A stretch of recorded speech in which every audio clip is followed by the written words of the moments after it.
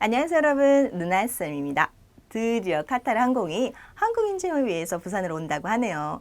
여러분들 많이 긴장되고 떨리시죠? 그럴 여러분들을 위해서 카타르 항공 부산 오픈데이 미리 보기를 준비했습니다. 자, 그럼 저와 함께 살펴보도록 할까요? 자, 여러분들 중에는 카타르 항공 오픈데이 참석하셨던 분도 있으실 거고 이번이 처음이신 분도 분명히 있으실 거예요. 그래서 전반적으로 오픈데이가 어떻게 진행이 되는지와 함께 각각의 과정에서 나를 어떻게 멋지게 어필할 수 있을지도 선생님하고 함께 살펴보도록 하겠습니다. 자, 이번 면접에서 보면 이제 두 단계가 있어요. CB드럼이라는 단계와 그 다음에 어세스먼트라는 게 있죠. 자, 여기서 약간 차이점이 있죠. 여러분, 기존의 오픈데이랑 왜냐하면 저희는 온라인으로 먼저 지원을 하셔야 돼요. 기존 오픈데이 같은 경우, 기존이라기보다는 해외에서 진행되는 오픈데이 같은 경우에는 그냥 CV만 들고 가시면 되는데 한국에서 진행되는 오픈데이 경우에는 저희는 먼저 온라인으로 지원을 해야 된다는 거. 그 이유는 간단해요. 너무 지원하시는 분들의 수가 많고 방대하다 보니까 얘네들이 컨트롤이 안 되거든요. 그래서 일단 1차적으로 한번 거르겠다라는 거죠. 자, 그래서 인비를 받으신 분들에 한해서 다음 주에 진행된다고 하죠. 다음 주에 진행되는 카타르 CB드랍에 이제 참석을 하시는 거예요. 자, 그럼 CB드랍이란 뭐죠? 아까 잠깐 설명드렸죠.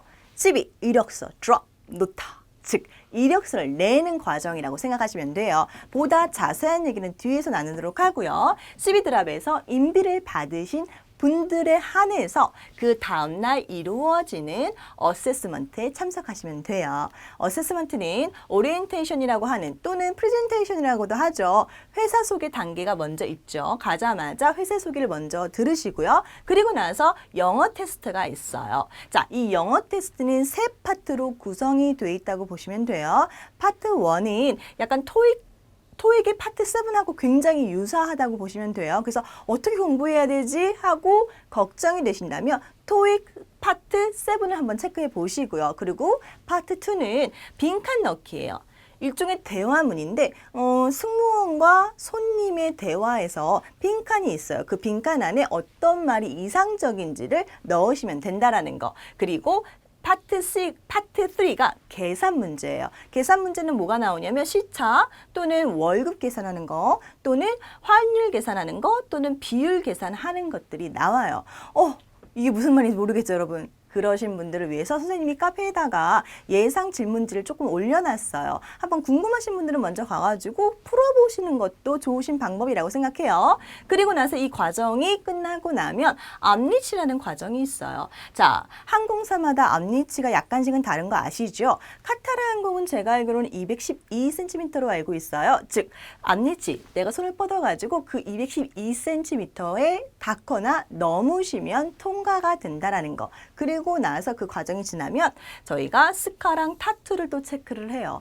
모든 스카와 타투를 체크를 하기 때문에 있으면 그냥 있다고 말씀하시면 돼요. 그게 같이 진행되면서 스몰톡도 당연히 진행이 되겠죠. 그냥 하는 게 아니라 대화를 조금 이어나가면서 스카랑 타투도 체크를 하고 그리고 나서 같이 암리치가 진행되는 과정에 같이 워드 슈팅 또는 센텐스 스트링이라는 것이 이루어집니다. 그건 무엇이냐? 어떠한 불특정 단어나 아니면 센텐스를 골라가지고 여러분의 생각을 전달해주는 과정이라고 보시면 돼요. 자세한 얘기는 저희 뒤에서 다시 할 거예요. 자, 그리고 나서 이 과정이 끝나면 퍼블릭 스피치라는 것이 있어요. 이거는 일종의 그룹 면접? 근데 좀 다른 점은 2인 1조로 진행된다고 하더라고요. 기존의 그룹 면접은 최소 5명, 많으면 한 10명 정도 같이 모여가지고 의견을 주고받고 했었잖아요. 그런데 이거는 2명이 한 조가 돼가지고 이야기 나누고 그 과정에 대해서 다시 면접관님한테 발표하는 식이라고 하더라고요.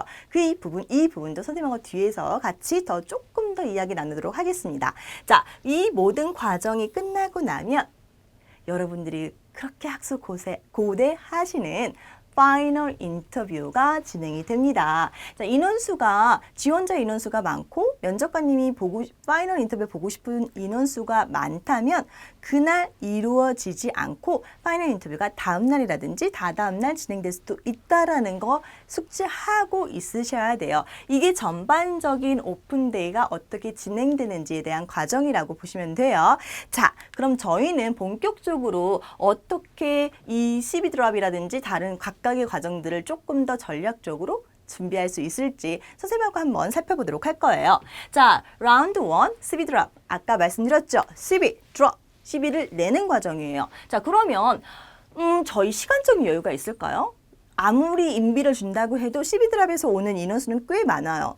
저번 인터뷰가 얼마 정도 왔었지? 한 500명 이상 왔던 걸로 선생님은 기억을 하는데 그러면 나 말고도 뒤에 아주 많은 사람들이 기다리고 있다라는 거죠. 그럼 시간적인 여유가 있을까요? 나에게 주어진 시간적인 여유가 아니죠. 별로 없다라는 거. 짧게는 1분에서 많게는 3분 정도밖에는 시간적인 여유가 없어요. 그러니까 여러분이 어떻게 답변을 준비하시고 어떻게 어프로처블 하고 어떤 식으로 면접을 진행을 이끌어 가야 될지 좀 생각을 해보셔야 될 거예요. 모든 사람이 면접관님 앞에서 잘하고 싶고 면접관님과 시간을 더 오래 나누고 싶겠지만 그렇다고 거기에 너무 오래 있거나 너무 지루한 얘기들을 많이 끌고 나간다면 오히려 감점이 될 수도 있다라는 거 잊지 마시고요. 자, 그리고 나서는 이제 이 부분에 대해서 한번 선생님이 꼭 얘기하고 싶어요. 여러분, 대기하는 순간부터 여러분이 돌아가서 앉는 모든 과정에서 바로 면접은 진행된다고 보시면 돼요. 면접관님은 프로세요. 무슨 말이냐? 여러분들이 내 앞에서 좋은 모습, 내 앞에서 상회하고 내 앞에서 최선의 모습을 보여주려고 노력한다는 거 다 알고 계세요. 그런데 진짜 이 사람이 어떤 사람인지를 짧게나마 판단하기 위해서 내 앞에서 보여주는 모습만을 보는 게 아니라 면접관님은 그 이전과 그 이후의 모습도 같이 고려하신다라는 거예요. 즉, 여러분이 앉아 계실 때, 여러분이 CV를 내기 위해서 기다리고 계실 때, 여러분이 면접을 다 끝내고 CV 드랍을 끝나고 돌아가실 때 이런 모든 과정들을 주의 깊게 바라보고 계시다라는 거 잊지 마시고 어떤 식으로 내가 뭔가 마음을 준비하고 있어야 될지 고려하셔야 돼요. 아셨죠? 자, 그러면 여러분이 여기서 질문 하나 드릴게요. 선생님 방금 얘기했어요. 면접에 시간적 여유가 별로 없다고. 많아봤자 1분, 3분. 그러면 면접관님은 도대체 왜 CV 드랍을 하시는 걸까요? 무엇을 보고자 하시는 걸까요? 여러분들의 정말로 막 아이디어라든지 필라소피, 인생의 필라소피라든지 여러분들이 어떠한 일들을 하셨고 이런 모든 것들을 보기 위해서 CV 드랍이 진행이 되는 걸까요? 아닙니다. 네, CV 드랍은 정말로 이 친구의 첫인상? 그쵸?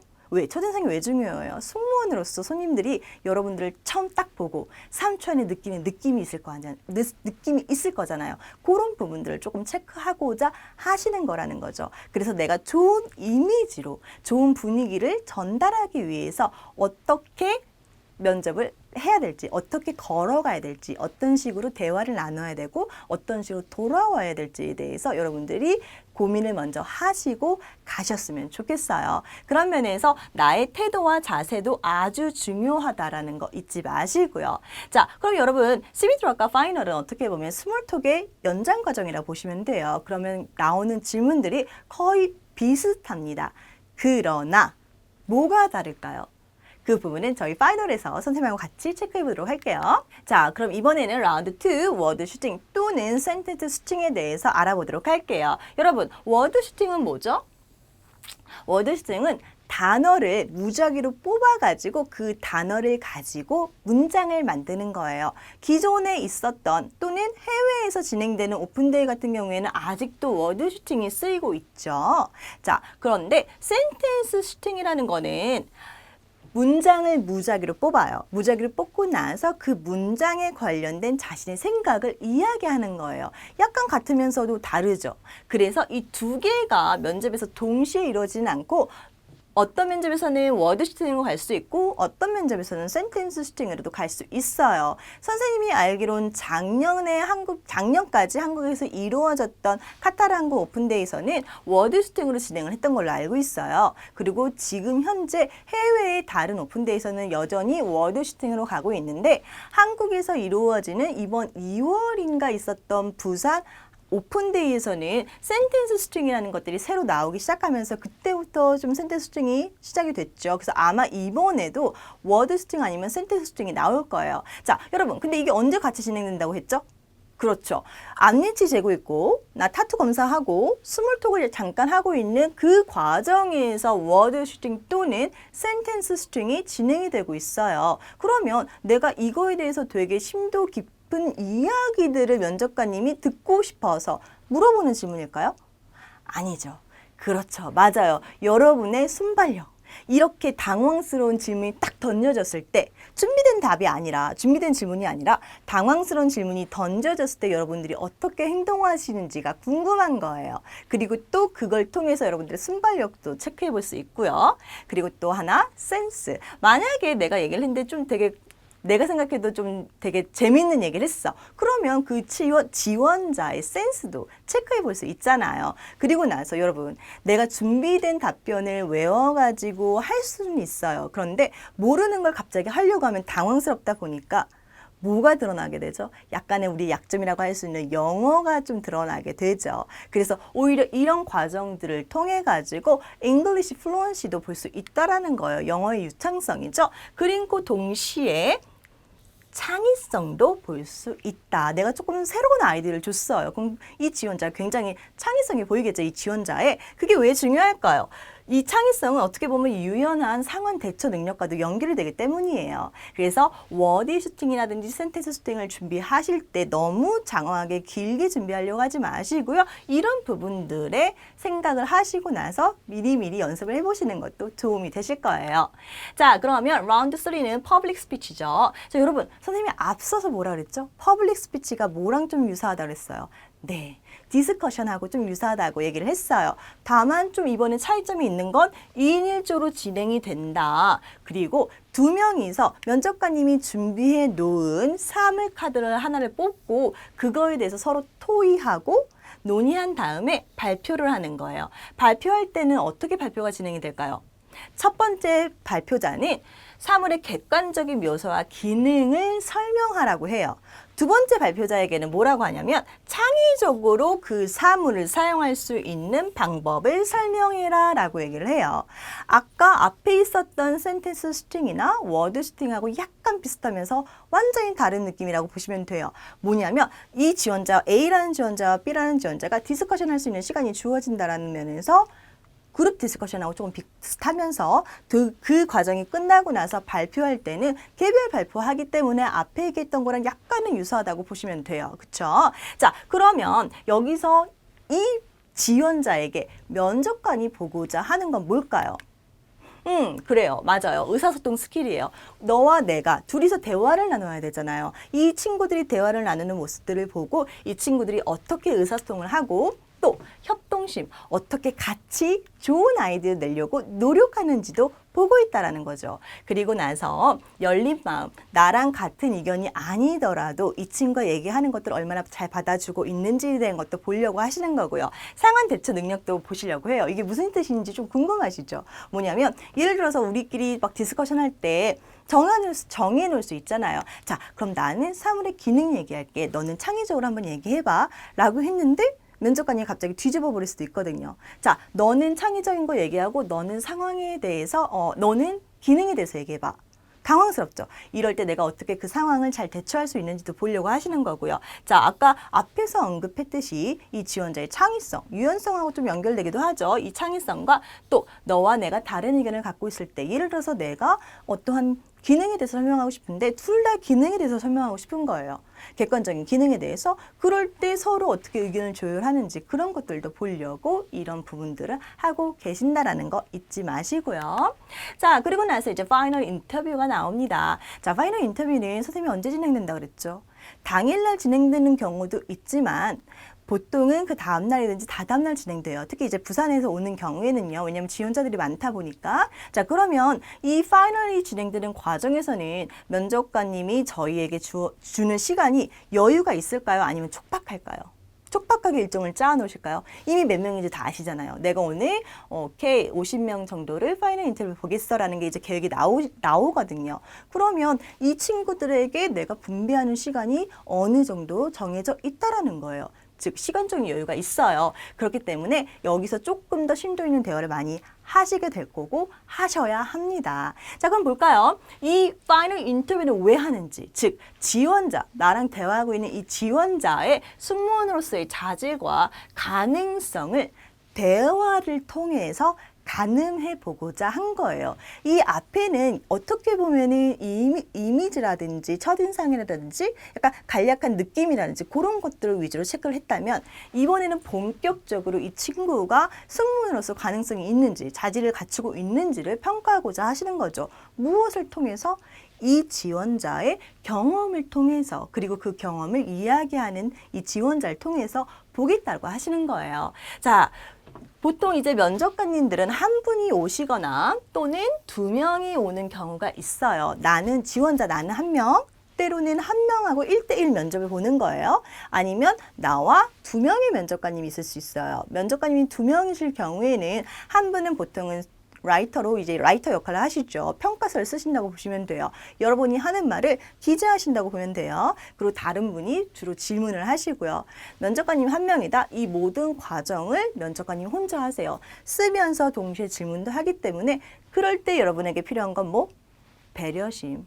너무 혼자 빨리 얘기를 하거나 아니면 진행을 빨리 하거나 아니면 뭐 면접관님한테 바쁘신 와중에 계속 말을 너무 많이 하거나 이런 식으로 진행이 된다면 면접관님도 조금 힘드시겠죠. 그래서 중간중간에 Are you right? 이런 식으로 잠깐 퍼즐을 주는 것도 나쁘지 않다라는 거. 근데 말을 할 때의 뉘앙스도 굉장히 중요하겠죠, 여러분? 그거 잊지 마시고요. 자, 그리고 두 명 이상인 경우에는 면접관님들이 있다 보니까 시선 분배가 조금 여러분들이 많이 힘들어 하시더라고요. 그럴 때는 어떻게 내가 누구를 바라봐야 될지 몰라서 많이 힘들어 하시는데 보통 질문을 많이 하시는 분을 쳐다보되 쓰고 계신 분도 절대 잊어서는 안 돼요. 왜? 이분도 나를 평가하고 있는 면접관님이기 때문에. 그래서 보통 한 30대 70 정도로 시선 분배를 주시는 게 이상적이지 않을까라고 선생님은 제안 드리고 싶어요.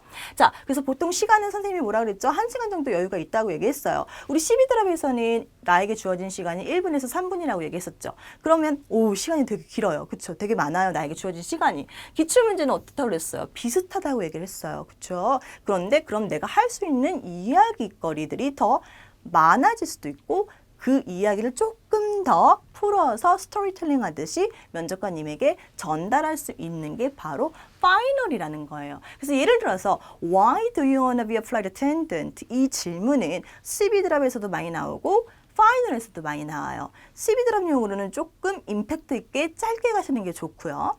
파이널 인터뷰용으로는 조금 더 설득이 될 수 있도록 좀 더 나의 열정을 잘 보여줄 수 있도록 준비해 놓으시는 게 좋으시겠죠.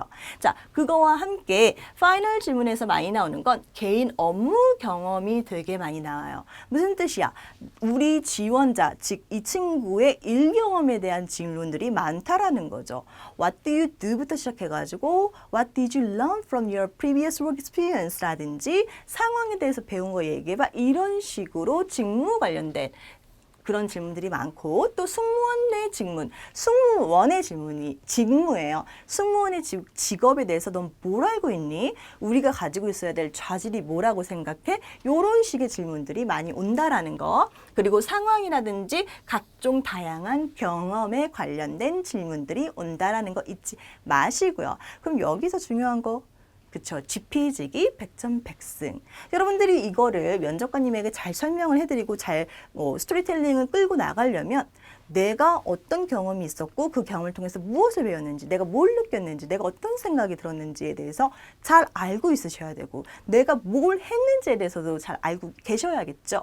그래야지 나를 면접관님에게 잘 어필할 수 있을 거예요. 그러니까 그런 부분 잘 생각하셔가지고 파이널 질문에 대한 대답도 준비하시면 좋을 것 같습니다. 자, 그럼 마지막으로 선생님과 함께 ACZ 링크를 받는 전략에 대해서 한번 이야기해 보도록 할게요. 여러분, ACZ 링크는 뭐죠? 그렇죠. 여러분의 골든콜과 같은 거죠. 여러분이 최종 합격했다는 모든 과정에서 이제 합격했다는 그 메일이겠죠. 이 메일을 받기 위해서 저희는 어떻게 준비해야 될까요? 첫 번째, be confident. 자신감 뿜뿜. 여러분은 곧 카타르 항공 유니폼을 입으실 분들이에요. 그런데 위축된 모습을 보이면 면접관이 좋아하실까요? 아니시겠죠. 그래서 어떤 면접을 하든 그게 CV 드랍이 됐든 아니면 퍼블릭 스피치든 아니면 파이널이든 여러분 자신감 있는 자세로 임하셔야 돼요. 자, 그리고 나서 두 번째, 겸손. 겸손은 여러분을 돋보이게 만들어줄 아주 강력한 무기가 될 거예요. 물론 자신감도 굉장히 중요한 부분이지만 이런 자신감 있는 모습을 보이는 지원자가 겸손한 모습도 같이 보일 때 그 매력은 배가 되는 법이거든요. 자, 그리고 세 번째, 단점이 아닌 장점에 집중하라. 여러분들 많은 분들이 내가 못하는 거에만 집중을 하세요. 그런데 정말로 여러분이 성공적인 인터뷰를 하고 싶으시다면 단점이 아닌 장점에 집중하셔야 돼요. 여러분들의 장점을 갖고 닳으면 그걸로 그런 여러분이 가진 장점으로 충분하게 샤이닝 하실 수 있거든요. 자, 그런 장점들이 단점을 안 보이게 만들어주는 역할을 하기 때문이에요. 그러니까 지금 여러분들이 갖고 계신 장점에 집중하는 여러분들 되셨으면 좋겠어요. 자, 마지막으로 그 순간을 즐겨라.